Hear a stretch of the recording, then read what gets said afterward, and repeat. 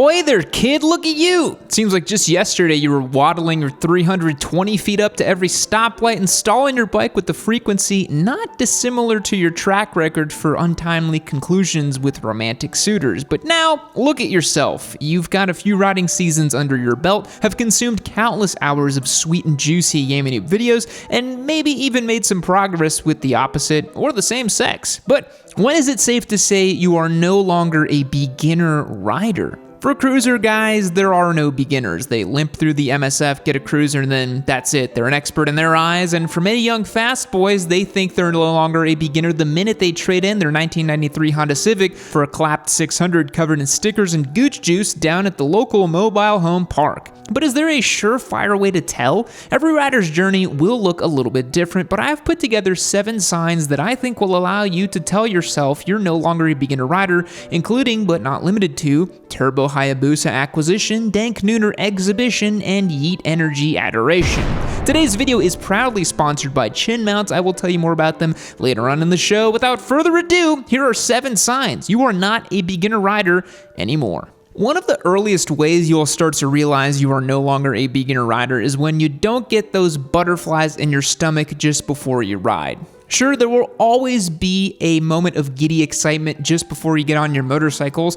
Motorcycles are really fun to ride, and even for me nowadays, before I swing a leg over a very exciting machine, I still get a little bit of a tingle deep down in my grundle. But for a beginner rider, you'll likely have quite a bit of nerves when you're first starting to ride. You'll see your Gixxer 250 glistening in the driveway, making eyes at you as you tactfully adorn yourself in all the essential riding gear, and you'll feel the anticipation grow inside until your abdomen feels it's about to burst. And once you've confirmed you are, in fact, not suffering from appendicitis, you'll swing a leg over the bike, and after the first few blocks, your nervousness will subside as you focus on the road ahead of you. But these butterflies will come on before you ride so many times as a beginner rider. There's just so much to learn, so many unknowns to be discovered, and so many hazards or risks you may be forced to confront as you begin your foray into the two-wheeled world. After you've racked up some seat time, gotten more comfortable on your bike, and really honed your fundamentals, riding will become more matter-of-fact. The minute of suiting up prior to swinging a leg over your bike, you'll no longer feel like eons. You'll just zip up your jacket, put on your helmets and gloves, and tear off. As you become more experienced as a motorcyclist, these nerves will start to become exclusive to unfamiliar and powerful motorcycles. And as I said, I still get butterflies before hopping on the H2, but that baby's making 280 wheel horsepower. You'd have to be kind of brain dead if you didn't get butterflies before swinging a leg over it. But a beginner rider will feel a similar sensation even before hopping on their 20 horsepower Royal Enfield for the first few rides. So once you no longer face a stomach full of winged insects before every motorcycle ride, you know you've started to collect enough EXP to level up from pure beginner status. Another way you'll be able to tell you're no longer a beginner rider is when the act of riding becomes second nature. A beginner rider will have to expend a lot more energy and mental focus on exercising the very fundamental skills of riding a motorcycle. You'll have to make conscious decisions on when to release the clutch, when to shift gears, and when to begin braking as you approach an intersection. All of these behaviors will ultimately become second nature, freeing up brain power to instead be used to channel traumatic memories from elementary school, like when you randomly vomited in class during independent reading time. That was not good. If you're skillfully riding a motorcycle and you suddenly realize you've been thinking about whether or not your 3rd grade teacher would remember you if you ran into her in the grocery store, then it probably means you've got a pretty good understanding of basic riding skills. For instance, if you're approaching a turn as a beginner rider, you'll have to do some quick algebra exercises to figure out what gear you're in, what speed you want to be going, and what gear you'll need to be in to the desired rev range of that given speed, all while applying the brakes and approaching the turn. So if I'm leaving the station in Albuquerque on a Turbo Busa going 186 miles per hour and I'm approaching a turn that's 100 feet away, I'll need to divide that by the diameter of my turbo, carry the 1, divide that by the stroke of the engine, and downshift 2 gears. Will I make it into the station in Texarkana faster than the locomotive? See, these are the types of questions a beginner rider will be running in their head before just trying to do some basic maneuvers, where a more experienced rider will think nothing of it. They'll drop a gear, instinctually go in at the right speed, and be able to safely complete the turn without any new behavior like stalling or lugging the engine. If you think you're no longer a beginner rider and you want to prove it to the world once and for all, then you gotta get it on video, baby. You've got to use an action camera to capture all your masterful maneuvers and spectacular skill sets. But how will you attach your camera to your helmet? with a crappy universal helmet attaching that both impedes the functionality of your helmet and poses the risk of launching your GoPro out into infinity should the less than trustworthy adhesive decide to give out? I don't think so. Get out of here with that junk. If you're a motorcyclist with an action camera, you need to get the Chin Mounts system. Chin Mounts makes over 400 model-specific action camera mounts designed specifically for unique helmets. That means they'll fit exactly as they should and not get in the way.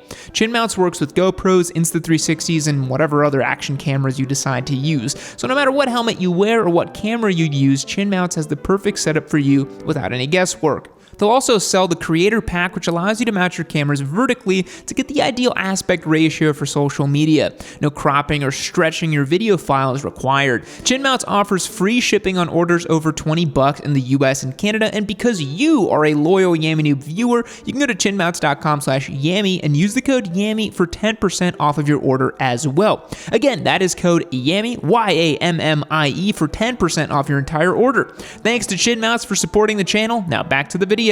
You're also no longer a beginner when you're a low-speed pro. U-turns, footless stops, open heart surgery, an experienced rider will have the meticulous articulation to finesse these maneuvers with ease. If you're still waddling up to a stop sign and hanging your little toesy-woesies down the pegs for the next block after you've accelerated away from the intersection, you're either a noob or you ride a Harley bagger. Having complete control over your bike while doing slow-speed maneuvers in tight spaces requires a lot more skill than drag racing a Miata on a country road. Managing the clutch and throttle is crucial during slow-speed maneuvers, counterbalancing as well, and proper coordination between these controls is necessary to modulate power delivery and maintain a smooth, controlled movement. The clutch needs to be slipped in the friction zone to provide the right amount of power without stalling or lurching, while the throttle must be applied smoothly to prevent abrupt acceleration or deceleration. Maintaining balance at slow speeds also requires more precise control. Motorcycles are inherently less stable at slow speeds compared to higher speeds, making it more difficult to keep the bike upright and more susceptible to low-speed tip-overs. Once you're not having to put your foot down during slow-speed ridings like during U-turns or when approaching a stoplight or a stop sign, you know you're starting to elevate beyond the beginner rider status. It will start to become clear that you are no longer a beginner rider when your skills begin to surpass your motorcycle. Now, that's not to say that just because you have a little bike, your skills are going to surpass it. There's a lot of people that need to go back to a Ninja 400 and really learn, but here's the thing. A motorcycle geared for beginners are usually smaller in stature, low in power, and are inexpensive to purchase. The inexpensive nature of these bikes usually means they'll have lower quality components as well. I don't mean the brake levers on your CBR 300R are just going to snap off under normal use, but they won't have the finesse or the articulation of a motorcycle with higher spec parts.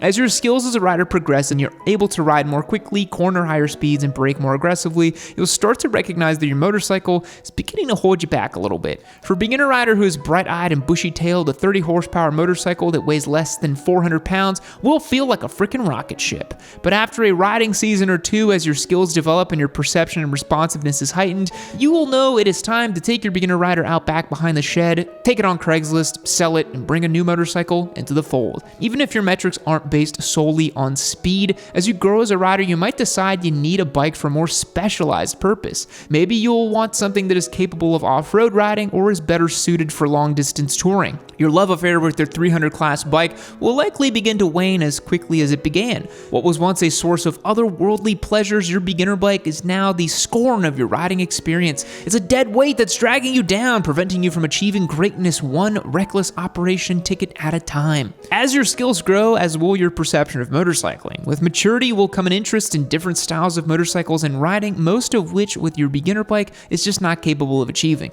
We all want to do 186 miles per hour on the freeway, and that 300 just ain't gonna do it.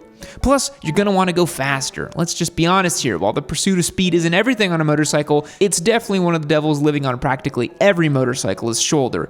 It lives right next door to the other devil that keeps telling you to post anime on the Discord server all the time. Please stop doing that. Also, change your profile picture. It's weird. Similarly to becoming interested in different styles of motorcycle riding, a sign you are no longer a beginner rider is having a few good long-distance rides under your belt. A long-distance ride will teach you a thing or two about your endurance, confidence, and the level of pain tolerance in your hindquarters. Long-distance rides require both physical and mental endurance. As you spend extended periods on the bike, you'll develop greater stamina, allowing you to ride longer riding days in challenging conditions. That's probably not the only area in which some of you could improve your stamina, if you catch my drift. Building endurance will enhance your overall riding capabilities and prepare you for various riding situations. Long-distance rides can present unforeseen challenges such as adverse weather, mechanical issues, or fatigue. Overcoming these obstacles builds resilience and problem-solving skills. You'll learn to stay composed under pressure, find creative solutions, and adapt to changing circumstances, all of which are valuable attributes for a good seasoned rider. Being exposed to new terrain will help keep you interested and excited in riding too. Not only does a long-distance motorcycle trip encourage you to flex certain riding muscles, it also provides a good learning opportunity for planning and navigating. It's a big, wide world out there. There's no reason you should restrict yourself to only riding in the coffee shop or dive bar, depending on your varying predilections for either high-vis or Harley-Davidson, and you'll be a better rider for it. I touched on this briefly earlier in the video, but you know you're no longer a beginner rider when you're interested in exploring different disciplines of motorcycling.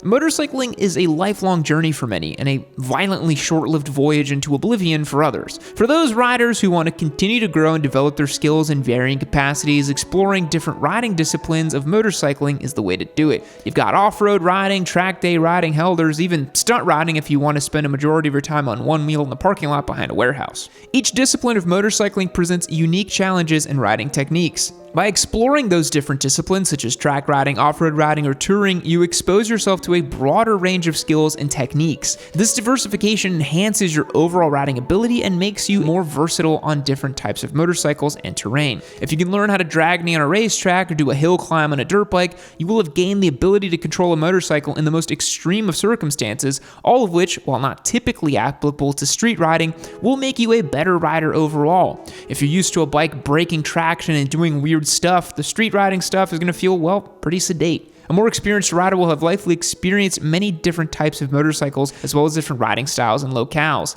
If you've successfully completed a track day and left your SV650 fully intact, or you went and ripped up some single track for a weekend, you're probably no longer a beginner rider either.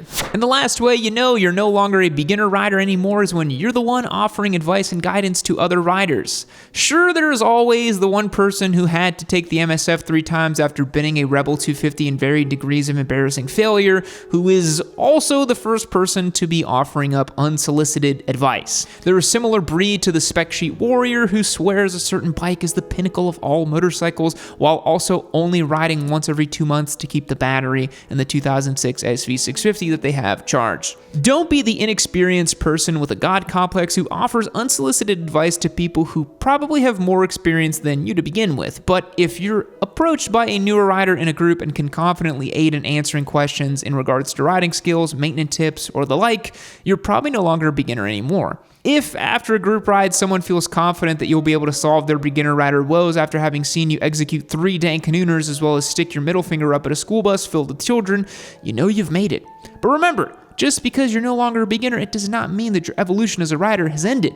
There is always more to learn and endless ways to grow and improve, not just as a rider, but as a man, a son, and an angry YouTube commenter from Goshen, Indiana. Seriously though, when did you guys learn how to use computers? I half expected to get angry comments sent in via carrier pigeon. If you don't know, check out our video last week on Janus motorcycles. That about wraps it up for today. How did you know you are no longer a beginner when you vanquished the rider above you in the group ride hierarchy and stole the anodized gas cap right out of his cold, dead hands?